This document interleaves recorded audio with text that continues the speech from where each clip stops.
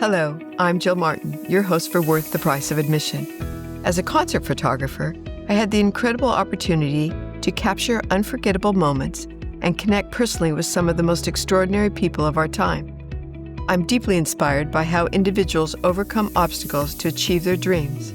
Join me as my guests reveal their unique journeys and untold stories, giving you an intimate look behind the scenes of their lives and explore the unforgettable experiences that have shaped who they are today. Each episode is crafted to inspire, educate, and entertain. So sit back and get ready. Every story is worth the price of admission.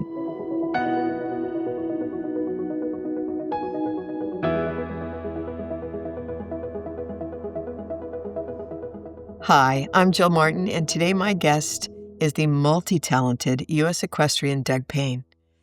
Doug was part of our U.S. Equestrian team in Tokyo in 2020. He and his wife, Jessica, own and operate an equestrian facility in Rosemont, North Carolina. He's also a pilot, where this summer he went to help with the incredible relief effort for Hurricane Helene. So sit back and we're going to find out what makes this guy tick. Doug, thank you for coming today. I'm very glad to have you. Very honored, yes. You're here for a couple of weeks. Yep. Yay. And we're going to backtrack a little bit. So how did you know you wanted to ride? Going way back. It wasn't, I don't know. It was not a conscious decision that I woke up one day and said, I want to do this. But we were very lucky growing up on a farm.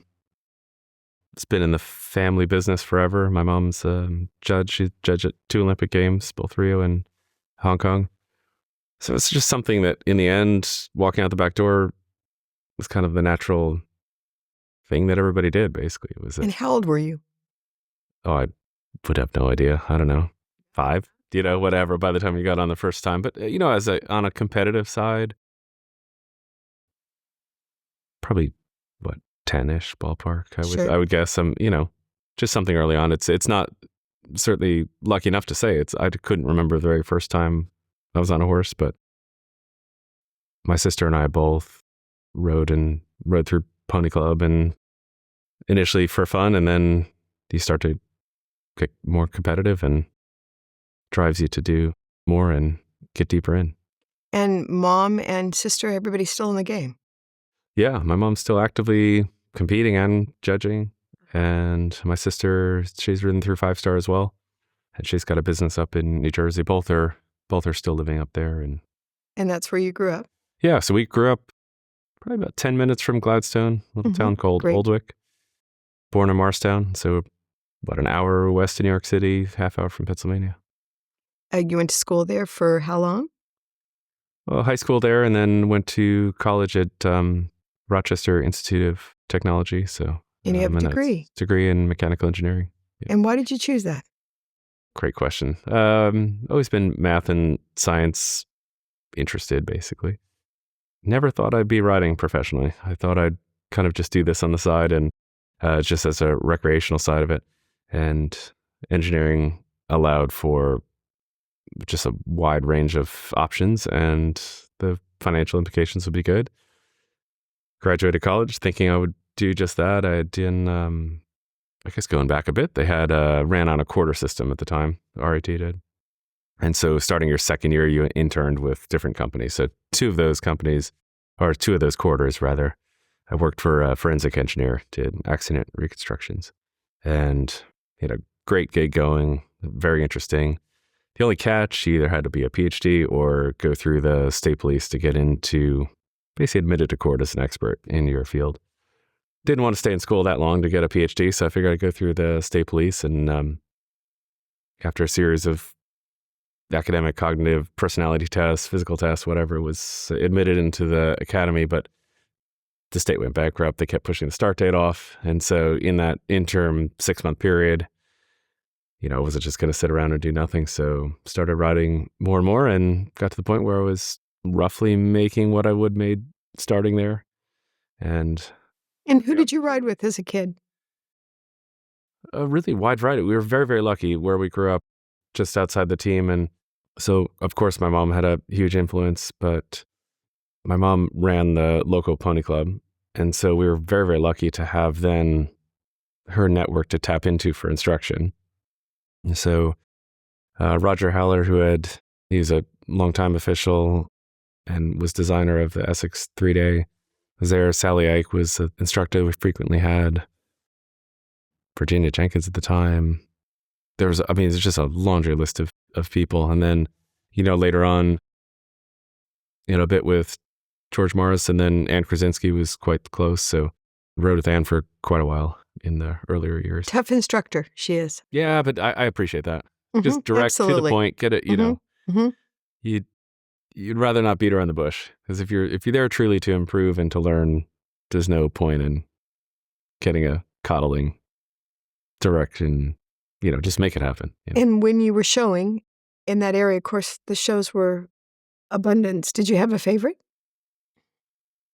So in growing up, we were primarily eventing with some dressage. I actually didn't go to my first straight jumping, show jumping competition until early 20s, I would say. But we were lucky enough, my dad helped build all the cross-country courses at the Essex Horse Trial. And so a lot of my early memories were at the USCT, just hanging out and having fun, flagging courses, mowing, whatever it might be. And, that always was certainly the pinnacle of our childhood, was riding there. And, it's pretty wild. You walk down the main barn and you see the plaques on the stalls of all the Olympic horses. It's, or go up to the trophy room, glass dance floor, awards everywhere. It's, a very, very special place. And we're lucky to be there frequently, for sure. So why did you choose at that time? Because mom was into 3-day and sister was into 3-day. Is that why you guys stuck to that? I guess so. Yeah. It was just what we did, and I think I think they've changed the direction a bit now, but through the US Pony Club, it was more eventing centric than not. At least it was in our experience. And so, having a varied skill set, I think, was advantageous. So, I think it was a wonderful way to start. And, obviously it took me places I could have never dreamed of, really. That's for sure. And some beautiful courses. You rode 3-day for a very long time. And you mentioned earlier that you started to make more money than what you had gone to school for. How old were you when you started working as a professional? So it's pretty interesting. In the jumping world, it's much more segmented, either amateur or professional. The lines are a lot more blurry when it comes to eventing. So I was riding horses for people, I guess you could say professionally. It wasn't my only income source, right? But even it really paid my way through college. And yeah, so quite early, it wasn't, in the jumping side of it, so much like, okay, now you're going to step in and you're going to be now a professional. And those lines were very blurry, and there was really no advantage one or the other. In the jumping side, there certainly is a distinct difference in the competitive arena and the eventing world. Everything is joined right together. And so I would say, technically, probably quite early was a professional, but standing on my own, our deal always growing up, we were very fortunate, right? We had, my sister and I both had one horse each. And then when we graduated high school, we had to sell whatever we had and kind of on our time from that point forward.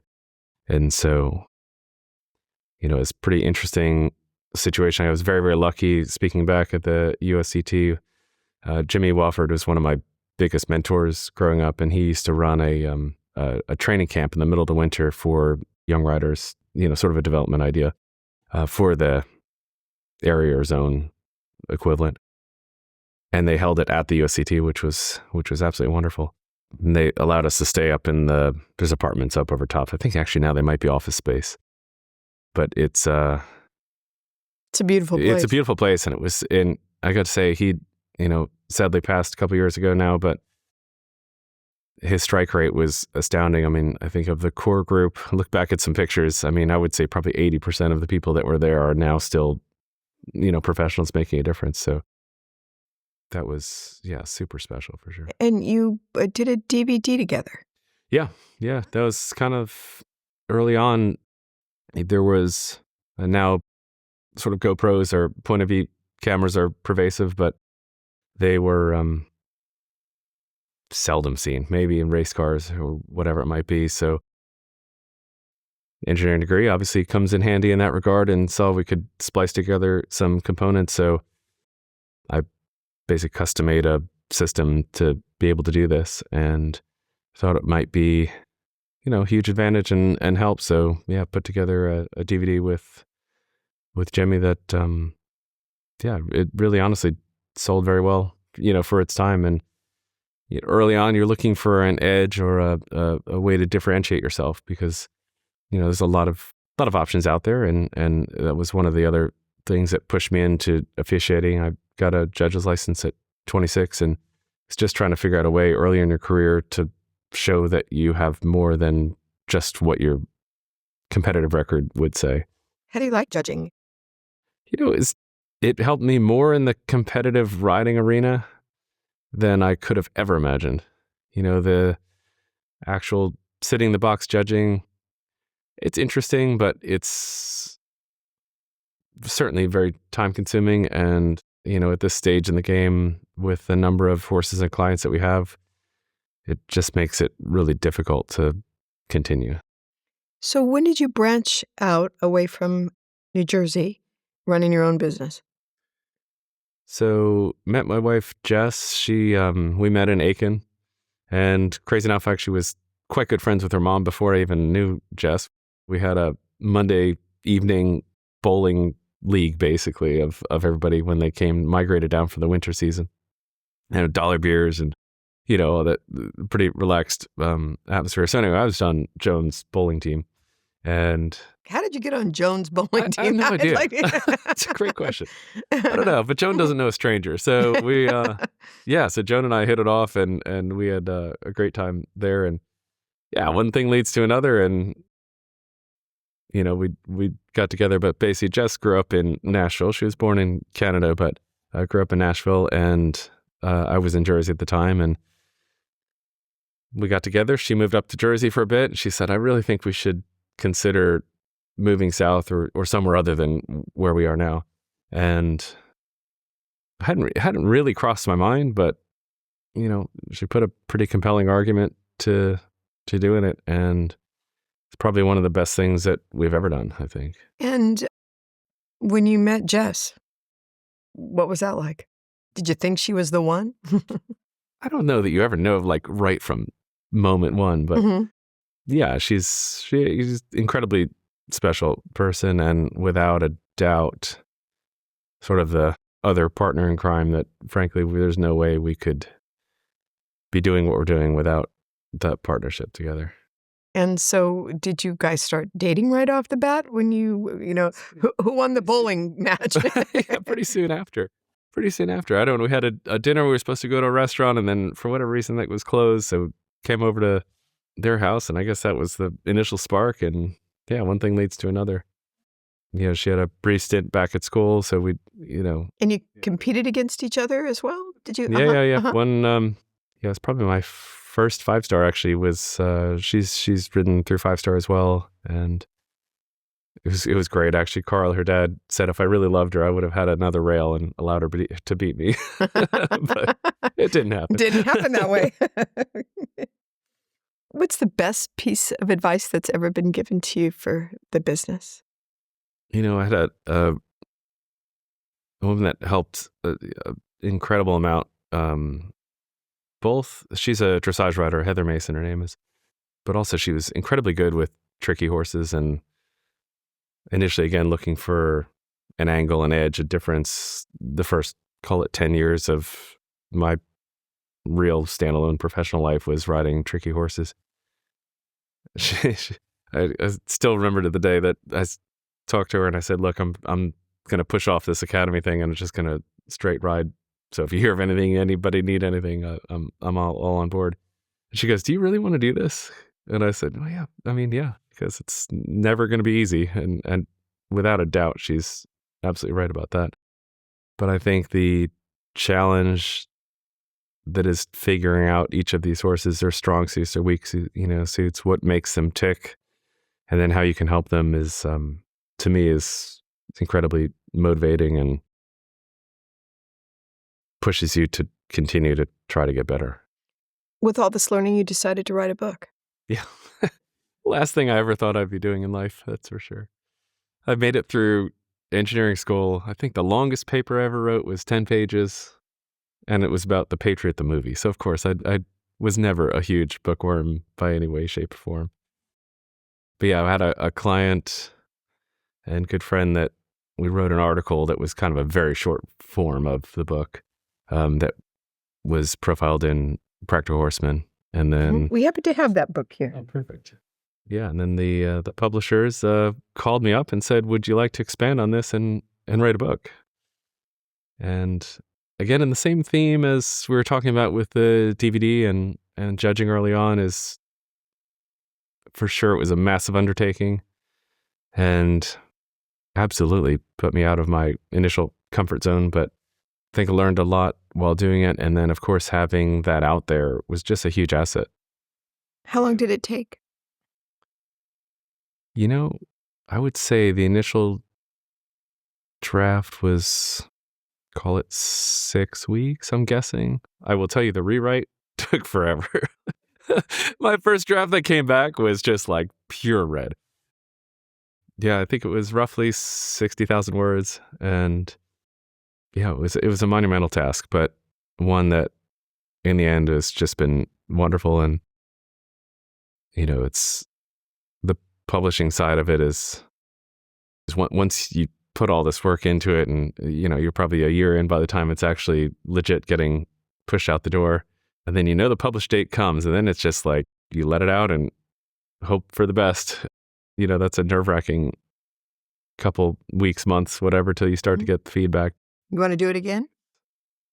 Not yet. Not yet. Not yet. Oh, but that was a yet. Time consuming. I mean, right now, the hardest thing, our kids are 5 and 7, so free time is without a doubt a challenge at the moment. But I wouldn't be opposed to. And so you have 2 kids. Yep, 2 kids. I have Hudson and Abby, so they're just turned 5 and 7. Horse interest? Abigail is obsessed, and we were hearing all of this week that she really needs a pony. We've been not pushing that at all. Sorry about your luck, Dad. I know. And I think it's one of those, because it's without a doubt a challenging task. If they are interested, motivated, and want to do it, we'll support them without a doubt. I would have no part in having them pushed into or feeling pressured into riding, because I think there's so much time, effort, everything involved. And if you're not self-driven or they're not really motivated themselves, the last thing you want to do is have them resent it, That's true. And so what about teaching them? Would you and Jess teach them? Would you send them to somebody? I Would you guess have initially, somebody come in? yeah, I don't know. It's certainly a bridge we haven't arrived at yet. I mean, I wouldn't be opposed to it, I think my thought, and at least how we grew up, was initially it was just fun, just bombing around bareback around the farm. So I would expect you got to enjoy it and really understand kind of the basics, what it's all about. And I think in a pretty natural way. And then if they want to get a little more precision to it, then we'll figure out a way to help them. Yeah. I got the wonderful opportunity to spend a little time with them. And yes, they definitely love to have a good time. And, Oh, yeah. and they they're want to great fun. experience everything. Oh, and they think mom and dad are the greatest. Yeah. That's a good thing. Yeah, it's a good thing. We're very, very lucky. Yeah, and then, I don't know, Hudson, maybe he will, maybe he won't. I don't know that I was, at his age, totally wanted to be out in the barn 24/7. I probably had interest in other things, but right now, it's golf and soccer that are the big thing, and airplanes. So that's the three tier right now. So how do you balance between, married, you have a wonderful marriage, married to a great girl, Yeah. and the kids, and just doing everything? They seem like they're with you constantly. They travel with you. How does the balance work? Still work in progress, I think. Okay. We try our best to, we're very lucky right now that our profession brings us around the world, traveling, competing. And I think that's a privilege that many don't have. So if we can share that experience with the kids, we're going to try our best to make that happen.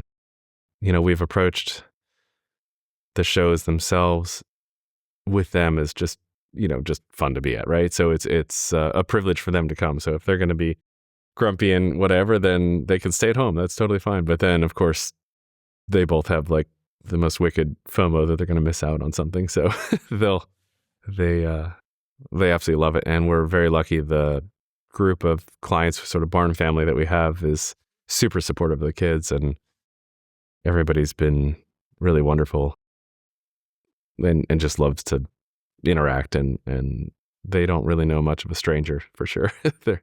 They're quick to jump on and, talk to whomever it might be and tell them all about whatever's happened on the day. So what do they think about mom and dad competing? Do they probably just don't know any different?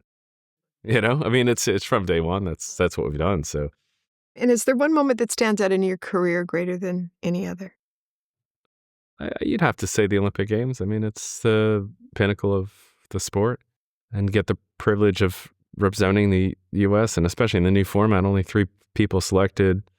Would have loved to win a medal and be last on the team, but I think when that was clear that it wasn't going to happen, ending up as the highest placed American was a huge, a proud moment. I don't know if that. Certainly. And walk us through that when you're trying to get on the Olympic team, really of any sport. And I know that each sport is different. Yeah. And it used to be 4 riders that they took with a spare. Now it's 3 and a spare. You look back to Atlanta. I mean, there was like, I don't want to totally misquote this, but it was like 3 or 4 individuals, and then the team was 4. So there was, I could be totally wrong in this, but I think there were 7 that rode back then.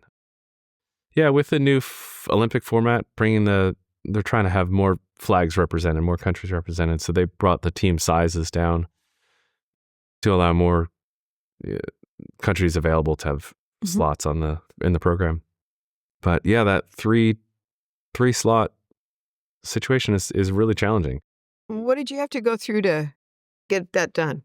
You need just a massive resume leading up to it, and what they're looking for most is complete reliability, that you can finish in the eventing scene, sort of finish on or very close to your dressage score, right? I mean, you have to be 100% reliable on the cross country and as close as you can be with the jumping side of it. And was very lucky with the horse Van Diver. He had done a number of 5 stars to that point without any sort of jumping penalty, really. And he was very, very competitive. Was he the winner every time out? No, but he did certainly have a lot to his name. And with that consistency and reliability, I think they found comfort in it and pulled the trigger. And so you mentioned something a moment ago about how you had to compare with you had to keep with the dressage score. That's something that Yeah, so you're with eventing, it's effectively the triathlon. That's you have a combined score between all 3 phases. Your baseline is your dressage score, and then the best you could do is add 0 faults from that point forward. But if you have, the one that's flashy that might go off and get a 20 on the, which would be a very, very good score on the flat, but maybe they're 70% of the cross country they're clear. Well, then they're taking quite a risk. Okay, it could hit, and that person could get the individual medal. But at the same time, if it goes wrong with 3 members, there's no drop score. So all of a sudden it could blow the team out of the water on the negative side as well. And so I think the jumping phases themselves become even more important because you don't have a drop member. You don't have a drop score anywhere. I was fortunate to go to Mill Street, I don't know, probably 4 or 5 years ago, and we walked the course. Yeah. The largest jumps I have ever seen in my life. Yeah. And they were trying to walk strides. And it was just amazing because the stride, first of all, it goes from 12 to 20 instantly. I don't know how that you figured that one out. But those were the largest, most solid jumps. It's like death-defying. Right. I mean, were you ever worried?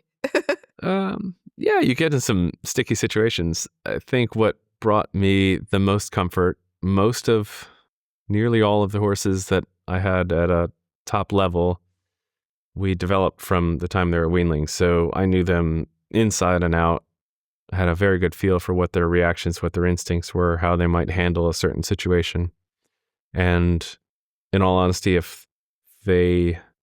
think the thing is you can refine a horse's technique and how they go about jumping or reading a situation or an angle or whatever it might be, but you're never going to change their instinct.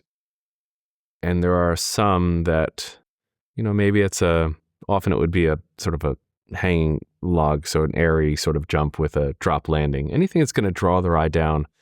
Some horses will just pop off the ground, basically get up in the air and then decide what they're going to do about it, where others will often get slower off the floor.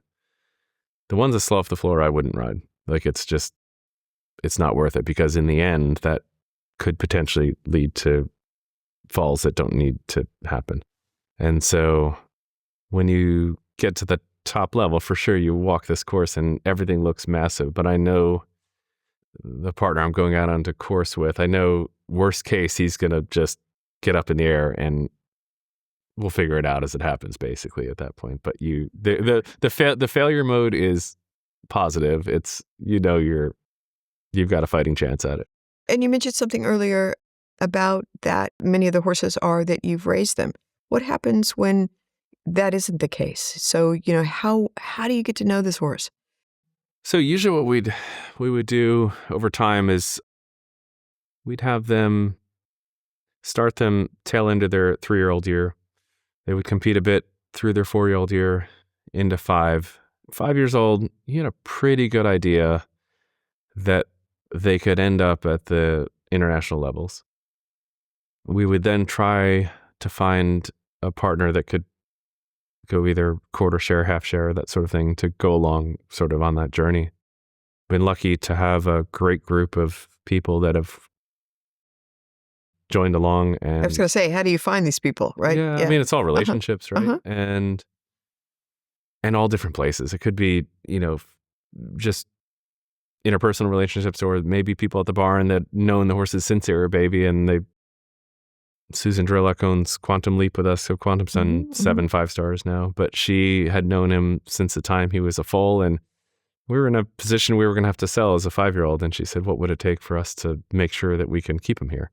And so she and Susan and of course Quantum are members of the family basically at this point. So we then say, okay, this horse has all the makings at this point that we can see. We don't see a huge weakness that's going to limit his ability to go 5-star and get to the top. And then usually by the end of their, call it 8-year-old year, if there was a limiting factor, and of course there's sometimes it's just certain situations, whatever, but you could, if I thought there was a reason that it wasn't going to work, then there's a massive secondary market, because you have then a horse going 3 or 4-star that an teenager or amateur or whomever, they don't want to go 5-star. What's the difference between the 3, 4, and 5? It's all size, complexity, just overall difficulty, level of precision that's needed, level of endurance that's needed. It's it gets exponentially harder, I think, as you're going, But, on a typical either junior, young rider, amateur level, that's up to maybe 3-star, I would say. And beyond that, there for sure are amateurs that go beyond that, but that field starts to narrow quite a bit. I mean, I think at 4 and 5-star, it's probably 1% of the U.S. population that's doing that, of that people that are partaking in the sport. And did you find that the Pan Am Games was a perfect setup for the Olympic Games? So it was a wonderful introduction to a senior team environment. I'd been on a couple nations teams in the past, but those are, the pressure is just different. And we also needed... Why is the pressure different? Well, we were in a situation where we needed to win there to be qualified for the Olympic Games also. Correct. So basically, if we had bombed out there, then the Olympics wasn't going to happen at all. And so for sure, there was more pressure there. That setup is a bit easier in that there were 4 team members with a drop score. So that was, I don't know if it takes the pressure off, but at least you have a backup plan. But going into the games there, I had a wonderful horse called Star Witness. She was actually a sort of failed show hunter first, but fabulous on the flat. And she's gone on to go through Grand Prix dressage as well. But she ended up, fourth there in Lima. And that set me up very, very well, because I think that's proof there we're in a pressure situation that team selectors understand that you're going to rise to the occasion rather than shrink from it. And I think without that experience, I would not have been selected for Tokyo. So when you travel around the world like this and you go to all of these venues, I mean, incredible experience, especially if you get to take the wife and the kids. Jess was pregnant when we went to Lima, and the Zika virus was pretty big, so she didn't come there. And then, of course, COVID pretty much killed everything when it came to the Olympic Games. So unfortunately, both of those trips, really no one was able to come along much. And so other than that, though, and then obviously during that particular time, there wasn't any kind of sightseeing or seeing the world. You just get in and you get out. Tokyo was, in Lima it was great. We were able to travel around a bit and see some of the other sports that were going on at the time. But yeah, our Tokyo experience was, it's a life-changing, biggest stage in the world, but at the same time, you're so confined. You're at your hotel, only the hotel, not able to go out from there. You're cordoned off to a room for most days. You have daily testing, COVID testing there. And how many times did they test you? Daily. So daily test. And that was, to me, it was probably the most taxing mentally, aside from the stress from competing. Because, if you happen to get a positive, they'd pluck you from competition, and then you're in a construction trailer for the next 2 weeks. So it's like you set your entire life up to do this. You're finally here. You're finally in the competitive arena, and then you could get plucked out the next day. So that was a lot, I thought. So preparing for the Olympics, how do you prepare mentally and physically for that yourself, away from your horse? Yeah. We're lucky. We have quite a big business. We have 25 horses, I would say, on a normal day. So I would be riding 10 to 12 probably per day. And then I do think biking is probably the best analogous exercise physically for me. Try not to get heavier, right? You just want lean muscle. I'm 6'3", so don't need to be any bulkier than that. So on the physical side, that mentally, that sort of thing is a challenge, because we were away from home for almost a month. We had 2 weeks of quarantine in Germany, and then flew from Germany over to Tokyo, and then we were there more or less the week prior, and then the week of competition. That's the most challenging thing, is that you're going from a typical situation where you're competing a whole bunch of different horses or riding a whole lot at home, to now you're traveling with one horse, with only that horse to think about, only that riding that you're going to do that day. And so occupying your mind in other ways can be challenging. So that was the biggest thing, is try and, I don't know if distraction's the right word, but try and get as much computer work done, or whatever it might be. So no spare. No spare. And not even today, there's no spare. Isn't there today? There could be. I didn't have a spare, right? So there is the ability to have what they call a direct reserve. So if you happen to have 2 top horses, actually the Pan Am's, I did have the luxury of that, is that Star Witness was the primary, and Van Diver, who actually went to the Tokyo Games, was the secondary. So if something had happened to her, he could have swapped in to that same team slot. But that only works up until the time that you're hopping on the plane and you're shipping over. So what makes you laugh? Yeah. What makes me laugh? That's a great question. I love sarcasm. I love direct, to the point. Yeah, you got to have humor in this game, because if you're dead serious all the time, I think you'd be in a ward somewhere. I think you have to enjoy what you're doing and find humor when things go wrong, because they're going to go wrong more than they're going to go right, I would say. And what makes you angry? People that aren't straight, if they're not straight shooting, if they're deceptive for sure, if they're not Yeah, I mean, I think same thing with the horses, that I don't care if it's good news, bad news. I'd rather hear it straight than have somebody beating around the bush to, work around it some way. And if you could describe yourself in one word, Doug, what would it be? Probably ambitious. I'm going to agree to that because I know you. So, where's your favorite competition? Great question. Favorite competition that I've ever been at, or that we're... No, yes, where you've competed at, certainly, that you'd love to go back to, or you're glad that it's in the lineup, or... Yeah. I would say probably right now, I would say Tryon still is our absolute favorite. It's kind of second home for us. I mean, we're there probably 10 weeks a year. And it's close to home? Close to home. And it feels like coming home. I mean, this last year we're driving in and, one of the kids in the back, oh, it's like we're going home. I'm like, that's true. You growing up here, probably similar to them, their perception will be very similar to what I had at the USCT. It's that they've grown up there and people are so accommodating, easygoing. That whole area, the mountains is beautiful. And yeah. So what do the kids do during the day while mom and dad are showing? Terrorize the world. No.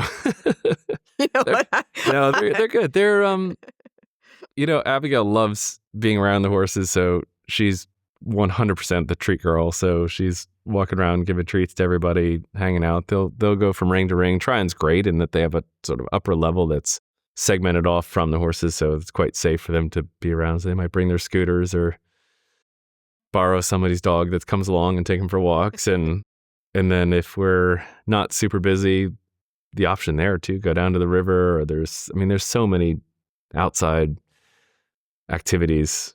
If we have a free afternoon, we might go hike or whatever it might be, just something a bit different, try and get them. So it's not, you're at the show 24/7. We pride ourselves, I think, in being efficient in what we do and how we operate. And we try to get everything done as quickly as we can in a efficient manner that we can then go enjoy other opportunities in life. I hate being last in the ring. I want to be first in every time. Nothing annoys me more than an open gate and, sitting there, just nothing happening. So, all right, to be serious here, the falls, the accidents. Yeah. How have you experienced that? It's going to happen, but I've been very lucky. I think one of the things I was most proud of when we finally, finished up my eventing career now is I never once had an ambulance ride away from an event. So in that way, I think without a doubt, there's luck involved. And I think what we're talking about selection, the horses, you're not going to change your instincts. So if it's not good, your health is worth far more than anything else. It's not worth riding. Any serious? Yeah, I had one that was, my worst. I've been knocked out once. It's, it was a horse. It was a very odd situation. It was a horse that actually was coming back from EPM, and they actually think that potentially in his throat, when the EPM is a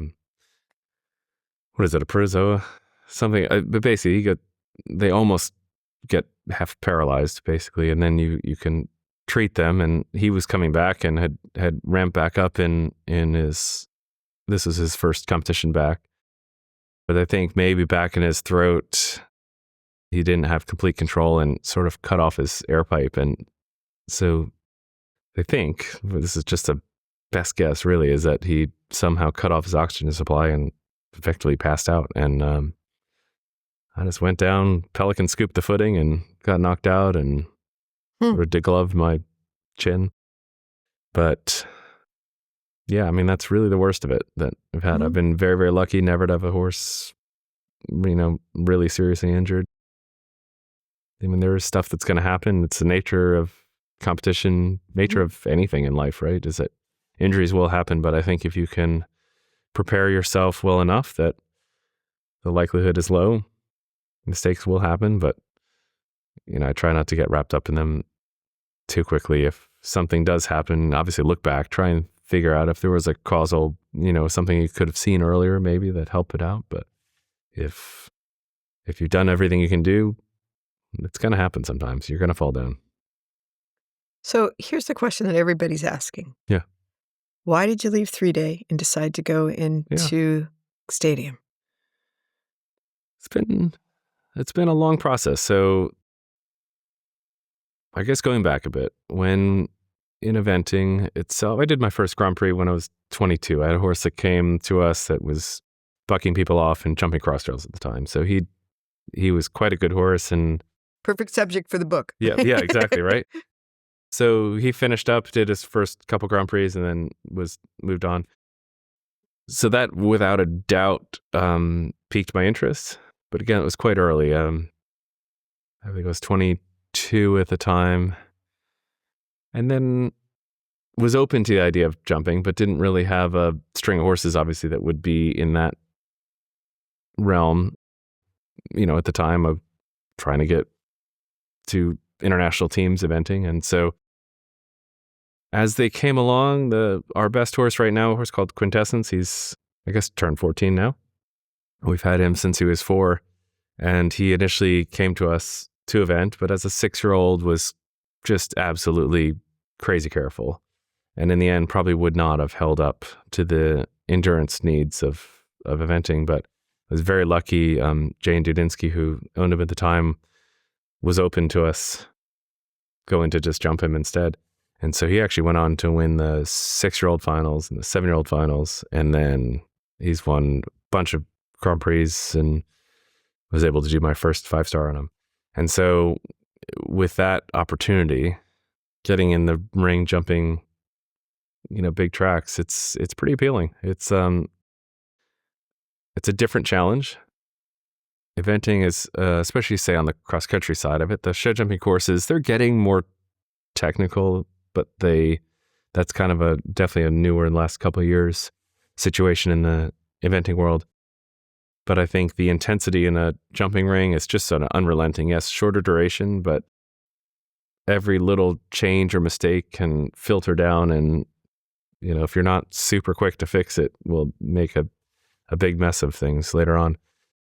Whereas on cross country, you have clumps of intensity followed by a long period of time to think about what's happened. So you have a water complex has 4, 5, 6 elements, whatever to it, but you've 20 seconds of intense, has to make it happen. And then you've got 30 seconds of galloping to formulate your plan for the next. So it's a different challenge. And since my interest was piqued and we had a very, just a great horse with us, we started trying to figure out, okay, maybe we can do a bit more of this. And with the kids now of an age that they're traveling with, and we would love to continue to be able to provide them with life experience that, we would just expose them as much as we can.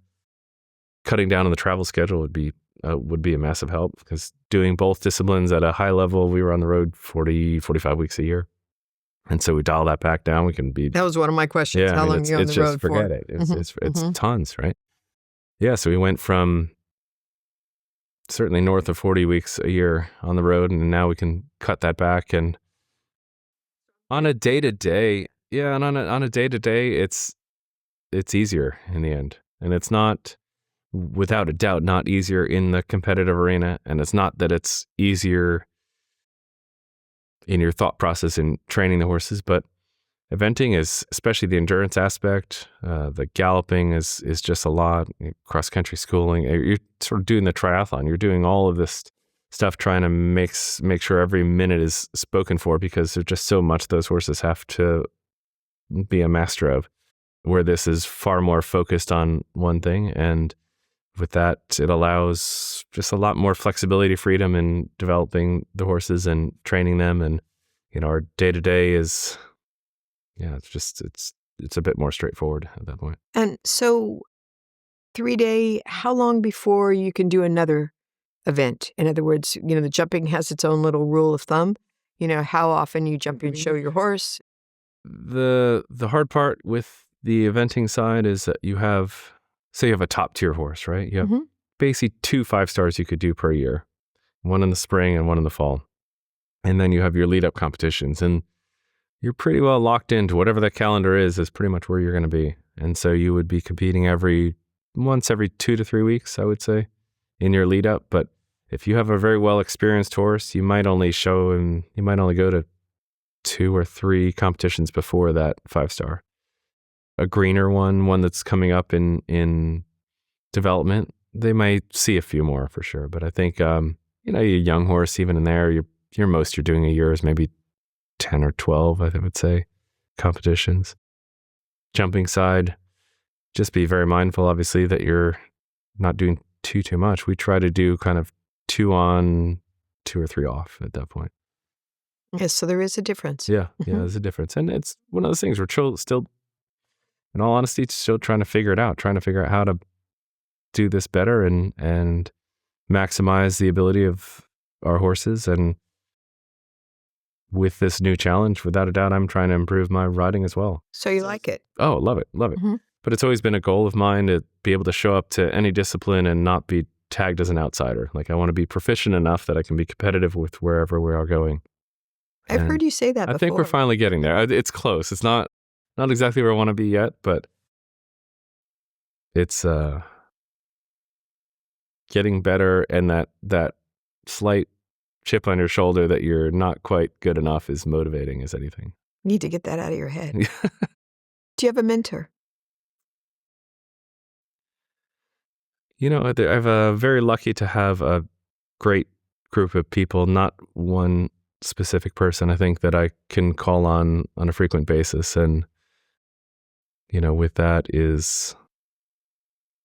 I'm just, I think, very lucky with that. I always thought in development, even if you have the absolute best in the world and you were to train under that one person, you're never going to quite approach their skill set. And I think a diversification of ideas is really helpful to draw from.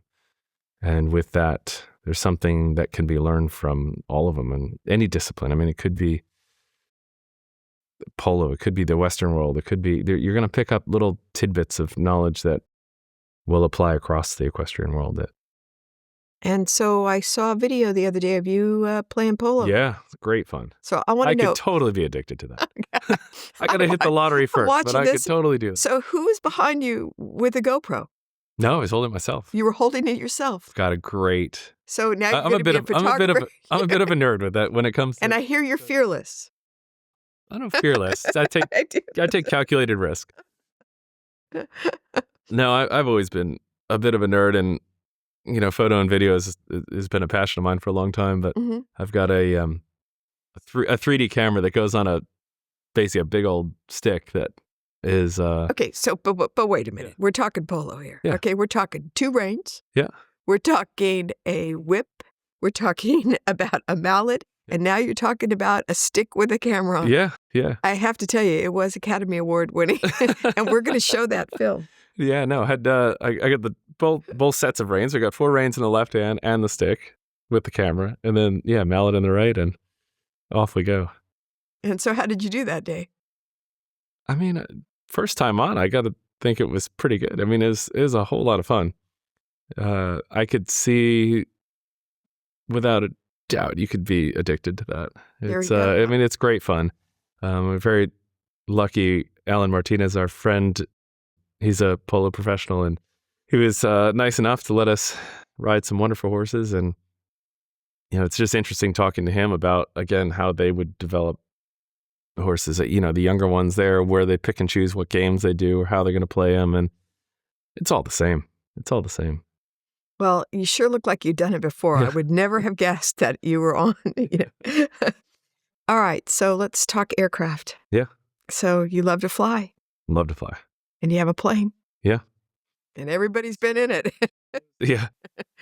Jess was pregnant with Hudson, and we had, not just one. We had a number of couples saying we really need to get an RV for the kids for at the shows. So we got a place to go, air conditioned, they can get away from the show, all that kind of thing. And at the same time, Jess's father flies. I had a number of friends in Aiken that also did, that were instrumental in sort of kicking me over to take the plunge and really do it. Of course, with the mechanical engineering degree, I did a bunch of stuff with control systems for flight dynamics. So the math science side of it was appealing, and I just always thought it would be financially just not a possibility whatsoever. But then we got looking into it, and there's a great little flight school in Aiken. It was super affordable at the time, and we got looking at the plane, and for the exact same money we were going to have to buy a truck and an RV, travel trailer, we could buy this plane. And on a per mile basis, it's the same. I mean, I think we're paying 36 cents a mile maybe, and 3 times faster than driving.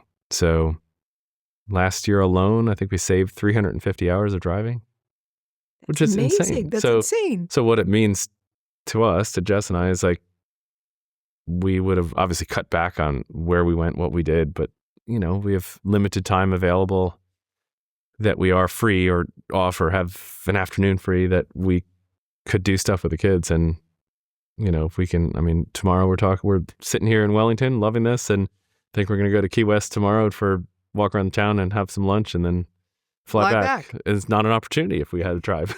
It's just. And I understand the kids love it. Oh yeah. Oh, absolutely love it. I heard they love the bumps. Yeah. So they call it up and down. So when we're usually coming into land, because Jess absolutely hates it, but the kids are obsessed, is that we'll fly a little parabolic curve so that they're weightless for a bit and they float the stuffies. Oh, you don't. So we kind of cruise up and we go nose over and they pop the stuffed animals up and the stuffies are floating around the plane, and that's all they live for. So you are fearless. Okay. All right. So the plane for us actually, again, the trade-off was either maybe convenience of the show, but then one of us was going to have to get an extra driver of one way or another. Jess didn't want to clean it. I didn't want to maintain it. And, time's a thing that you can never get back in life. And a good friend of mine, Augie Vettorino, since passed, but he said, these are time machines. And he was dead right. Like it's, I think the choice of, again, efficiently making use of the time and opportunity you have, the plane has been great. And it's a different interest, or distraction's the wrong word, but you can engage your brain in something other than horses. And I think that is incredibly useful. Well, your brain moves pretty fast from what I have learned about you. So I can see where you would just absolutely take this on and just love run it. with it. Yeah. Yes. Uh-huh. And as far as the bumps, I'll get in your plane, but I don't want to do the bumps. But what it led you to is you live in the Carolinas, and we've had some horrible tragedy there this year. So tell us how you got involved there. Yeah. So another great friend of mine flies. Mm-hmm. Unfortunately, my plane was down in annual, so I was out of commission, but Bob Wall, his name is, he actually owned a really good horse called Getaway that we rode in at Pucalo in Holland on a Nations Cup team. And his daughter worked for us and rode with us for quite a long time. Anyway, so he was flying. He's got a Kodiak, so it's a turboprop single engine, but has a very sizable, useful load, so we can carry a lot of stuff. And he had flown a bunch the day prior and called up and said, would you join with to have another set of eyes on this? And because it's a lot. I think we did 7 flights that day going in and out, but it strikes you, how there was an army of volunteers that made this all happen, but there were sort of pickup points on the east side of the mountains where the weather had not been quite so bad, and had a line of cars coming in one side, had an army of volunteers that were weighing everything. So it could be a case of water, that might weigh 8 pounds, whatever. So they'll sharp you on eight on top. And then on the pilot side, we could walk in and say, our plane can carry 1,200 pounds currently.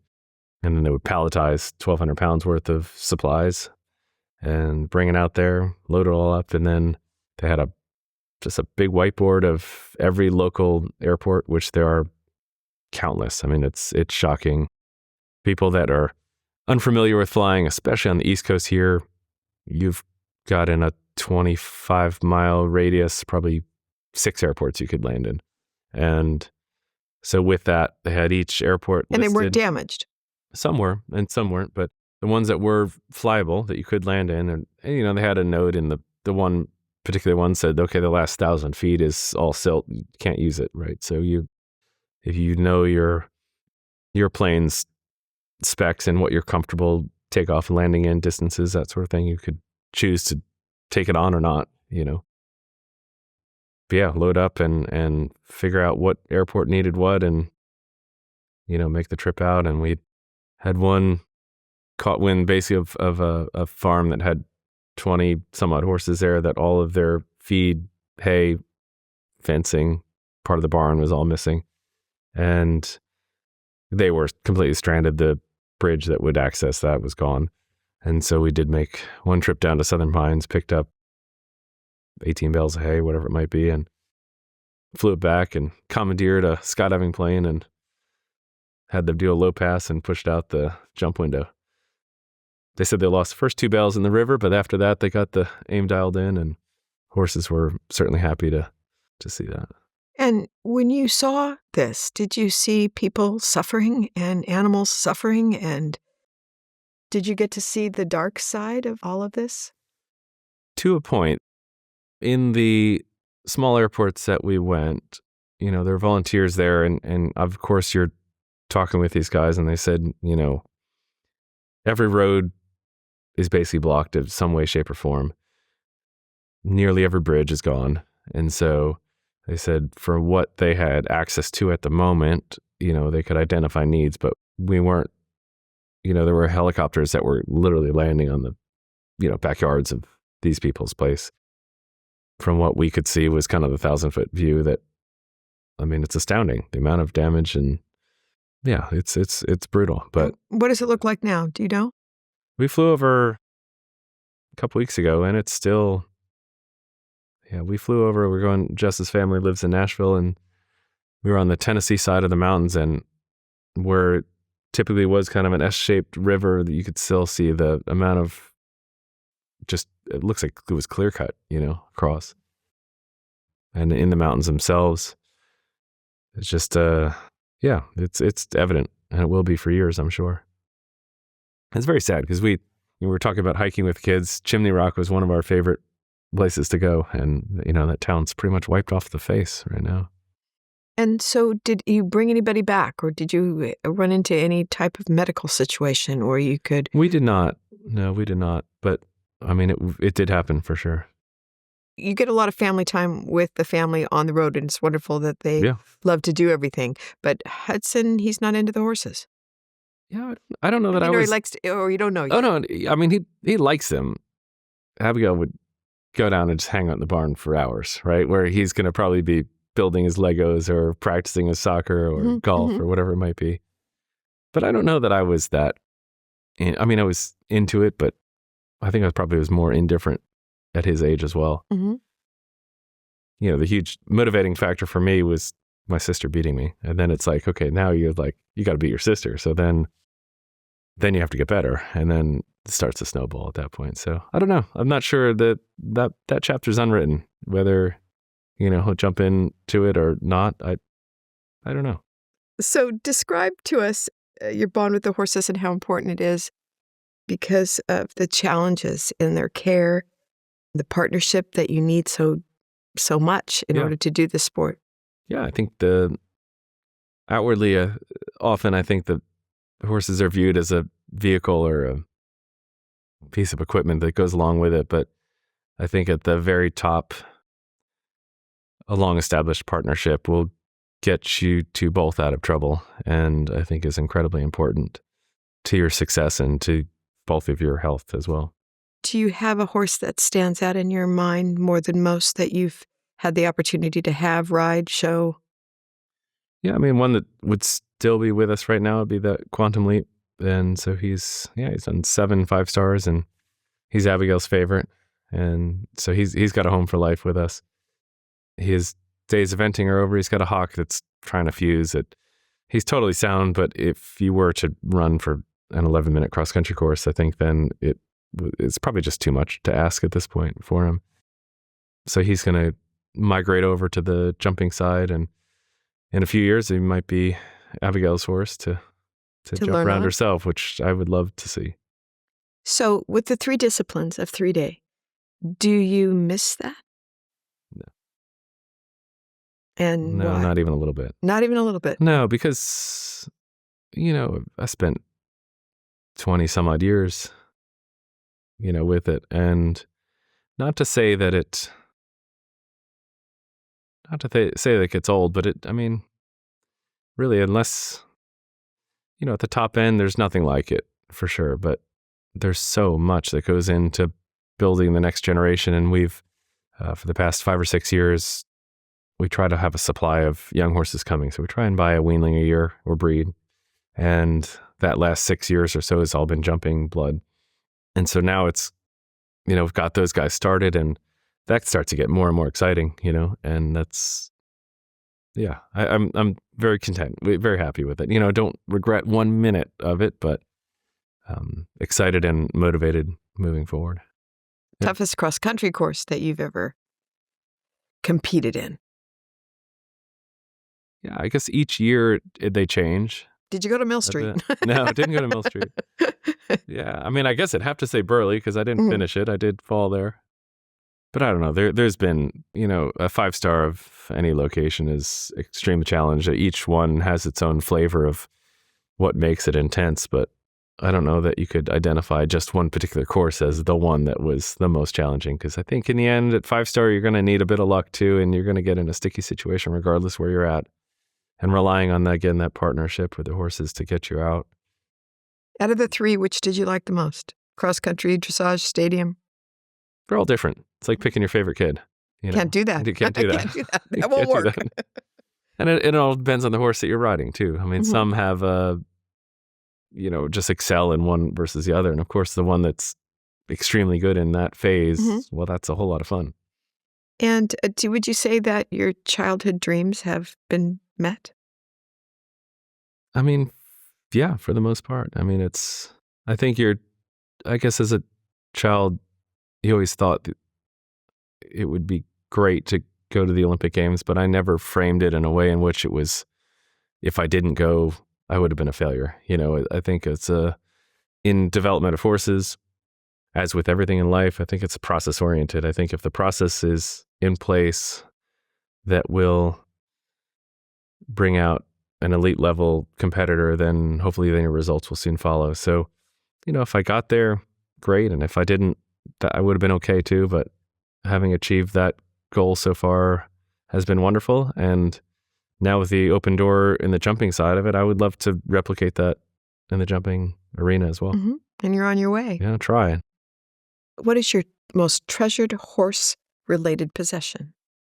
I would have to say Debbie and Kevin Crowley, who owned Van Diver with us, they actually bred him as well. So it was a really special story that he had the opportunity to represent the U.S. with them. Because again, they were preconception, they were there.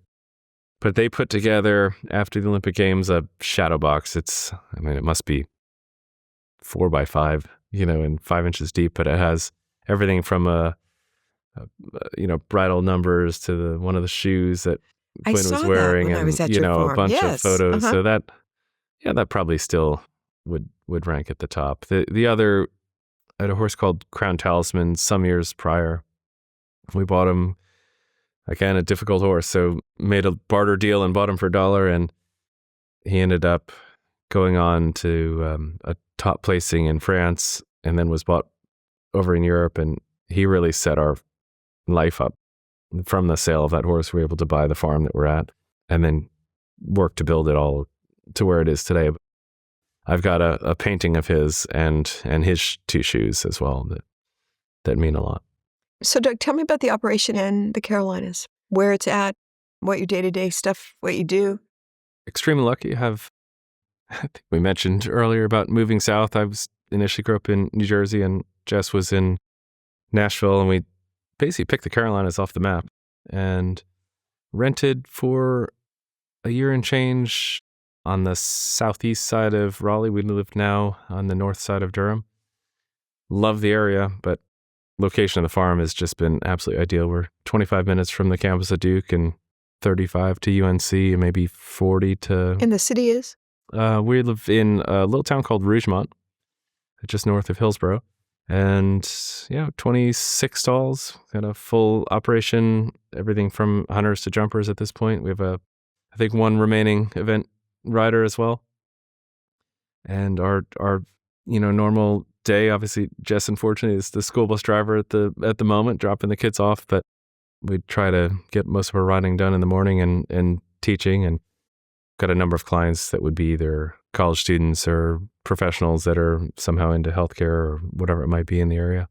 And then we've got another group of clients that would meet us at shows. So we prepare the horses at home and then they'll meet us on the road. So if I was a client coming to you and I wanted to know what was going to go on at the horse show, when I had to be there, what the deal was. Yeah. So we we're trying to always build a better system as we go. But right now we've got a WhatsApp group that would join in with all the clients that are on the road with us at that point. So every evening we have a total, provisional schedule. Of course, things may change a bit through the day if one ring gets slowed up or whatever it might be, but we'll have a schedule listed there and a game plan to attack it. And if we've got a conflict and Jess and I are here, we might split up or might have to, move things around, shuffle them. And then once as it get rolling, it's a pretty low-key, easy environment that we like to operate, and certainly no drama at all. Like, we have very little tolerance for that. So How about sleep? sleep? Yeah, I wish there was always more, but but yeah, no, we tend to operate as efficiently as we can and try to make the most so everybody has their opportunity to succeed. And what is your early morning? Like early to you in the horse industry, we know what early is. Well, but I mean, our kids, Hudson's usually up at about 5:15 to 5:30, sometimes earlier. So he's off in our alarm clock. As far as show mornings, for the most part, first in the ring isn't till about 8. So seldom, we have got a couple hunters. So if that's the case, maybe they do need to get out a bit before. So that might make an earlier morning. But for the most part, if we're on by 7:30, that's probably a typical thing. so how does your client feel that is the only 3-dayer? Yeah, he's pretty chill, pretty easygoing. Goes to Elon, has a horse, did his first advanced this last year. And, the horse needed or benefited from some bit more experience jumping. So he had a semester abroad in the fall, and we actually took him jumping a bit. So he had stepped up to the meter 30s and got a lot more mileage there, which will without a doubt translate into what he's looking to accomplish. So he actually gets a little bit of the best of both worlds then, because he can go do a 3-day for evening, sure. but he can get his time in the ring here at any Absolutely. show on the road that you guys are working Yeah, at. and that's kind of how we've operated the last, call it 5 years with the event horses. They'd often came with us and jumped, and preparing them at the shows, the jumper shows for the events we've found a very efficient way to make that work. And I think it's advantageous because the environment at the jumper show or WEF here is chaotic. It's a 10-ring circus, but that's something that the event horses seldom see. Often in their upbringing, they're at very small venues with not a lot going on, and then all of a sudden they get to where it really counts, and there is a lot of atmosphere. So having spent more time in a bigger environment is just a huge asset, I think, for the event horses. Absolutely, I agree to that. What advice would you give to a young person trying to achieve their goals, where they want to go, whether it's your children, Yeah. your clients' children? Try and use it for myself today too. Is never sell yourself short, and don't be afraid to make known a big ambition for yourself, and just don't just hold it in, right? Let people know what it is you're looking to accomplish, because I think the more people that are out there that understand what you're aiming for, even if it does seem outlandish, they're going to tend to support you, help you, and in the end, their network will also then help you. But I think if it's not outwardly projected, that you're never going to receive the help that you could have had, and just keep fighting for it. That's great. And don't lose your desire. Yeah. Absolutely. But let it be known what you were looking for. Great. And where do you go to hunt for your horses? More often than not, they tend to find us. I don't know. We do, because I think we've established a very long track record of developing horses. We do get in touch with breeders quite often. Most of the horses that we have or the ones that I've been most successful with have all been domestically bred. And with that relationship with the breeder, we often would then go back to them, and that trust and relationship is established, and, keep going back. And So it's a breeder. well, we have a number that we have worked with, but yeah, one, yeah. And do you have a personal motto, a catchphrase that you kind of live by each day? Or What doesn't kill you will only make you stronger. yeah, it's a good one, huh? And what's your biggest love of the sport? It's just a relationship with the horses. When that light bulb finally goes off and they finally get it, and then the horses end up getting the recognition that I think they often deserve but don't receive, that's always probably the best part. And where do you think the industry is going? It's a big challenge. Because I think it's we're in a state in society of instant gratification, and if you can pay enough to get in the door and go with it, that is often the path that people would like to choose. And I think with horses, a timeline never works. And especially if you're looking to compete it doesn't matter at what height, but have a certain level of proficiency, there's just a lot of time and effort and dedication that's required to get there, where straight off just trying to buy it is not going to work. And so with that, I think you're starting to see a smaller and smaller number of true horsemen that are there to understand the horses and try and figure it out, and then maybe at some point then have the experience then to help others do the same. And I think that aspect is a huge challenge. And do you think our Olympic Games will continue? I personally think that jumping will stay the longest. But I think eventing, I know they say it's in for LA. I'd be shocked if it's in after that. And the reason being you feel this way? I think it's all unfairly so. I've spent my last 10 years on safety committees for the USCA and helping as best we can with the frangible technologies and safety innovations. But I think they're quickly getting wrapped up into welfare concerns and wrapped up similar to what racing is seeing. And I think the jumping side is in many ways easier on the horses' bodies. And not that you would never have an injury, but certainly the severity is frequently less. And so, the jumping is just a better, more packageable sport for somebody walking off the street. They can come in for 2 hours, pretty easy and understand what's happening. They can walk away knowing the winner. And that I think is a huge challenge with both straight dressage and then also with the eventing, is that it's often difficult to tell what's really happening. I mean, the educated fan base for sure will completely understand and enjoy it, but for commercialization, I think that's a big challenge. And with the land concerns, I mean, that's the other thing, especially on the eventing side.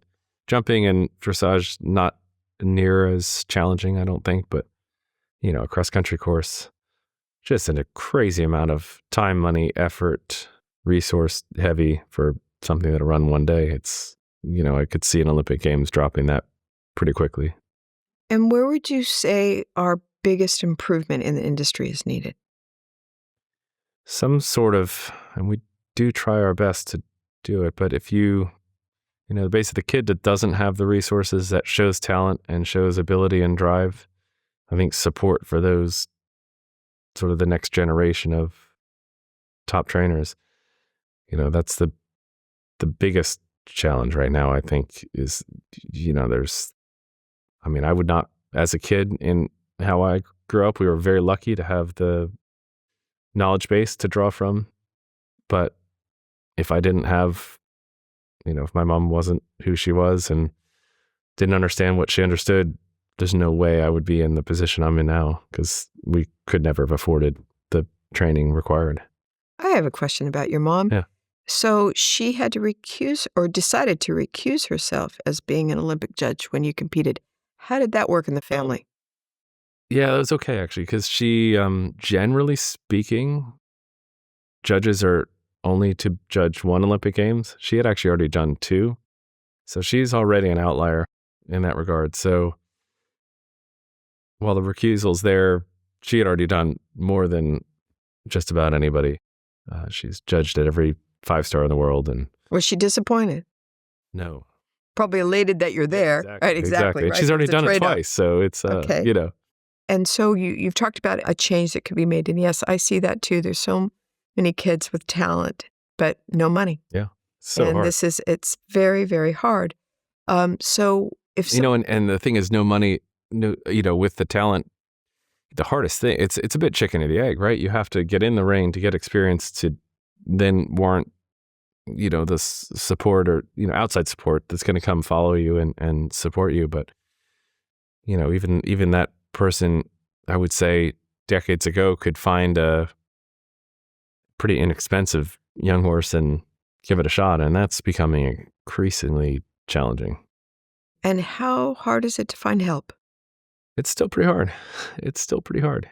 But you know, the good ones, we're very, very lucky right now. We've got a great group that's with us. And I think the area we live just north of Durham, North Carolina is a wonderful area because there's a huge influx of, you know, young talent. And we're at like a 50-50. I think for every 2 that we hire, probably 1 works out, but that's probably about right. That's true. That's absolutely true. So if you didn't do this, Doug, and I know you talked early on that you might have gone into engineering. Yeah. Would you still do that if you weren't doing this today? I mean, at this stage, I'd probably somehow go into flying. I don't know in what form. I thought you'd say that. Yeah, I don't know in what form exactly, but I'd probably be flying and some other small business ideas. I don't know exactly. Any regrets? Anything you'd like to change? Not yet. Not yet. Not yet. That's a good thing. Not yet. And are we satisfied with 2 children? Oh yeah, yeah. 2's perfect number. The 3, we'd have to get the bigger car, the bigger plane. Like, That's right. It would 2 is change so everything, manageable. right? Yes. So what's on the horizon for you? Well, we're lucky enough to have 3 international jumpers at the moment. And so at this stage, I'm looking to replicate the pipeline and eventual success in eventing. I'm trying to replicate that now to jump. And so I feel like I'm still in the initial phases of just getting honestly proficient and competitive in the ring, you know, and with this group of 2 super talented horses that have gone through 5-star now, but, you know, and looking 5 years down the line, we've got some exceptional young ones coming and everything learned. It's an iterative process, right? So you get to the top with the first horse and then you know you're made mistakes with that first one that you fix for the second and third, fourth, fifth, and it should build a better mousetrap every time up. So if in the next couple of years I could, you know, take a shot at a Nations Cup team or, you know, something along those lines, I would love that. And long term, I'd love to represent the U.S. on a big stage again. And your biggest challenge right now in order to try to do that is what? Financial side's really difficult. You know, it's, you know, having the ability to both develop or acquire talented horses is just a massive financial undertaking. Plus hard to find. And hard to find, even if you have the money, right? So, yeah, I mean, that's the biggest challenge is finding, developing partnerships and, you know, support that could join the journey and join in to hopefully go to, you know, the best places in the world. You know, it's a wild ride, but it's one that we're, you know, looking obviously to continue to develop further. A client who aspires to do this, comes to you, got a little bit of talent, but yet they're, you know, long way to go. How do you proceed with them, and what do you ask them to do at that moment? I mean, I guess it really depends upon what kind of horse they have and so forth. What are their goals? Their goals, their goals being to be a international competitor. Mm-hmm. I think if they've got the drive and the ambition, they've got to, in the end, ride as many horses as possible, many different types as possible, because I think they're having the diversity and experience will help you tremendously in the arena, because even if you know your one horse like the back of your hand, there's going to be a situation where it might be outside of the scope of what you've experienced to this point, and maybe you can draw from another experience you had on another horse. And in a professional aspect, you've got to be able to get on any horse and figure them out quickly and be able to help, whomever owns or rides that horse, how to work with them better. So that's a massive challenge, and one that I think is, if you have to be critical of the industry as a whole, I think there's not that many people that could get on any type and honestly help them in a short order. What do you think the hardest thing about learning to ride is? I know you got to think back on this. Yeah, Go back in the day, right? It's a bit, you can't teach feel, right? So it's one of the things it's only going to be developed through time and effort and energy and some natural talent, of course, right? But yeah, the time required to really acquire that knowledge base that you can go back on is just tremendous. And if you're doing a once a week lesson, it's not going to do it. That's true. You can certainly improve without doubt, but if you really want to be the best, you got to be living in the saddle. Well, you both have incredible family support. I mean, our short period of time that we spent with you in the summer, it's amazing. Everybody's got their own situation, but they're all driven and they all have desire. They've all got great stories. Right. Great stories. Lots of fun to be with. And you guys travel all together. I mean, do you get the opportunity to see your sister competing, or do you compete at the same places? Or we have in the past, but those opportunities now are going to be far less frequent because she's purely eventing. She doesn't jump at all. And so now if I don't have any event horses, that's going to be a lot more challenging to see her competing. But for sure, we grew up showing together. And what about Jess? She's left the eventing world as well. Yeah. Uh-huh. Yeah. Okay. Yeah. Right now, just with the kids in school, it's been pretty challenging. Yes. Who's teaching them on the road? Yeah. Everybody that's home. Right. Generally speaking, we'll take a whole, probably a large percentage on every trip we do take. So there'd be a handful that are home. And just now with the kids in school primarily will be home more frequently than not. And so she's able to cover that time frame that we're there. So what do you want the world to know about Doug Payne? Yeah, that's a wonderful question. I don't have it for you. I don't have a great answer for you. I think it's I guess the biggest thing would be it's through just a tremendous amount of hard work and dedication that I feel like we're finally getting there, but it's still feel a long way to go. I think I would answer that as, don't look over your shoulder because I'm right behind you. Yeah, I like that. That's very good. I want to thank you, Doug, so much for sharing your time today and traveling all this way. I hope you have a great show this next week and have a great time in Key West. I want to hear all about it. Yeah, absolutely. But thank you, my friend. Thank you very much. Thank you for watching today. I hope you enjoyed this segment as much as I did. I learned a little bit more about my friend Doug, and I can't wait to see what he conquers next. So stay tuned, and there'll be a whole lot more coming.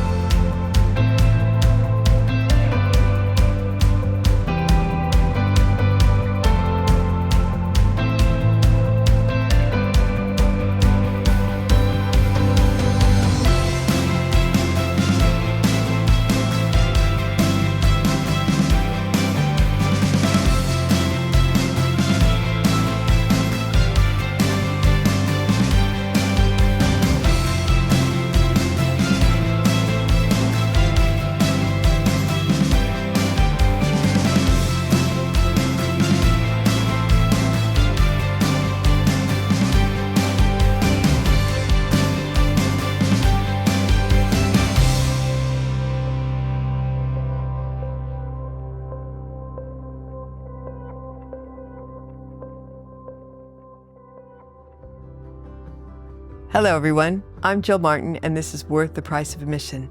Thank you for joining us today. If you'd like to see more of my shows about extraordinary people with amazing journeys, please come to my website, worththepriceofadmission.com. There you can discover shows that resonate with the themes we explore here on Worth the Price of Admission. And don't forget to sign up for the newsletter. By subscribing, you will be the first to know about new shows, exclusive content, and special events.